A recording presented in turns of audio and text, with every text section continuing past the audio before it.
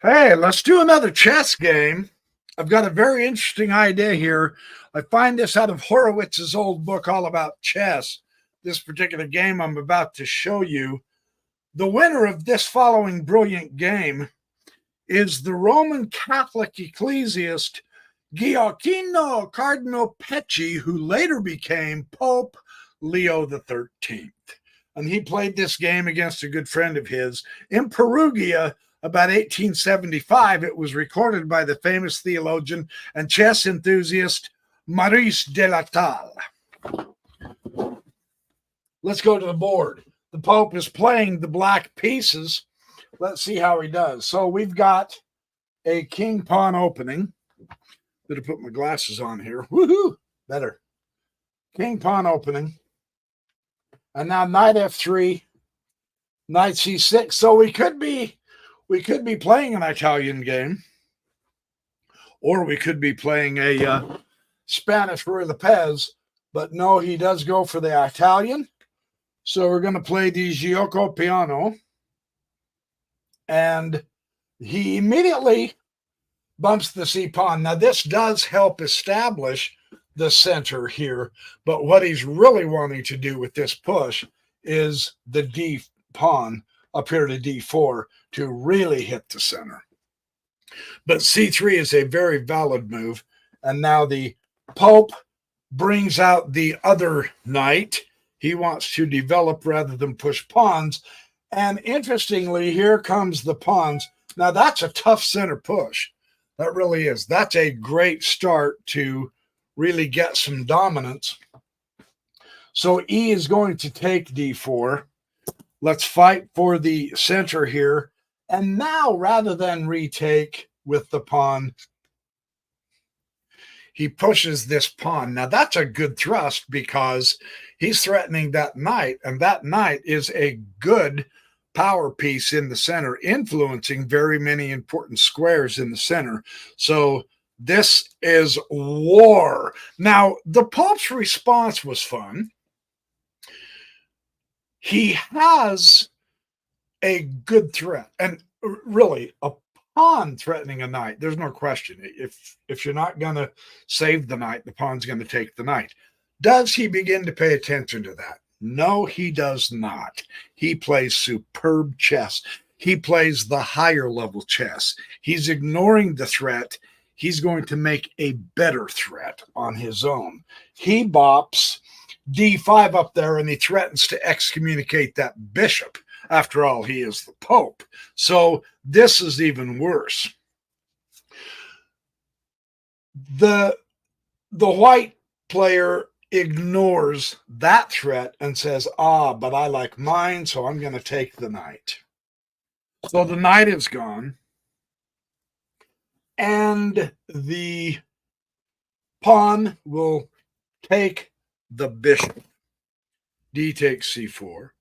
Now, interestingly, he can develop a piece as well as put the king in check, take the file, put the king in check. So the Pope has to be careful because moving that king, of course, he loses the right to castle. So he doesn't do that. He develops another piece and blocks the check. Good chess. And then once that forcing move is there, now White continues on with his plan. And his plan is to entirely disrupt the capability of the Pope to castle. And he succeeds admirably in that. So now this could become a serious battle because it's going to force the Pope to either hurry up and open up the queen side of the board so that he can castle queenside, or his king is going to be left in the center. What do we observe at this point? There are more pieces than pawns in the center, and those pieces can move. Nothing is locked. Therefore, it's advisable to get your king out of the center. So the Pope is feeling a little bit of heat. C will take the d4, again reestablishing his pawn in the center, Yet the knight will retake c4, getting rid of the pawn in the center. And now it's mostly just going to be a pieces battle. Now, a pawnless center, we say, is an open center. They're not going to lock. So really seriously, both players have to castle. That's not an option. This game is opening up. Yeah, it looks cluttered because there's pieces, but those move out and about. Those get exchanged. So this is going to be very interesting how we see this. And then the knight will take d4. And now the bishop will take d4. And interestingly enough, now remember, you always want to pay attention, whether it's yourself or your opponent, when a queen goes in front of a king or vice versa. You don't want to leave that too long, and he doesn't. But he is bringing out the queen to h5. So it looks like he's going to try to support this pawn and blast out the king side. This pawn and this pawn has got pressure on him, although it's true, that's just one piece. You're not going to checkmate the king with just one piece, but it is a good power move. In order to minimize the power of that queen, the Pope puts his queen on f6, a very good move. And now, yes, white is going to castle. Black cannot castle. At this point, though, you can see he's built a fortress around his king somewhat. Yeah, there's a little bit of falling brick and some, paint that's ugly and all that jazz, but his fortress looks fairly secure, right? So he's doing okay. After he castles, the Pope strengthens his fortress. Let's get rid of that nagging pawn. And indeed, what a pain in the brick wall that pawn has been. Now the power of the queen manifests herself. She slides all the way across the board. Check to the king. If he gets the Pope to move his king, he will remain in the center of this board. So the strategy on white here is really good. He blew it on the king side. Can he do the same for the queen side? The Pope is more wily than that. He says, no, I will just bump my pawn. But notice also the queen's double duty here. Not only was the zippity-doo-dah to the side really cool, hitting the king, but he was also hitting this pawn, which he does take. So he hasn't disrupted the queening or the castling ability yet. But the queen here, you can't castle through check. So at this point, he is blocking the Pope from castling. If that queen gets taken or disappears or goes away, he can still castle queenside. But now look at the situation. Why would you? Right? I mean, there's no reason to. You're okay.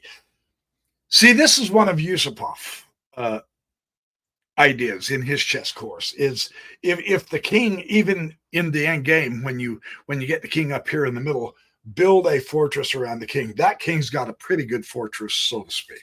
He's not going to be too badly hurt. Now the lightning bolt in this game comes. What do you think the Pope's going to do? That saucy little queen is just about too triggering. I'm tired of her running around my kingdom threatening me. Let's just go here.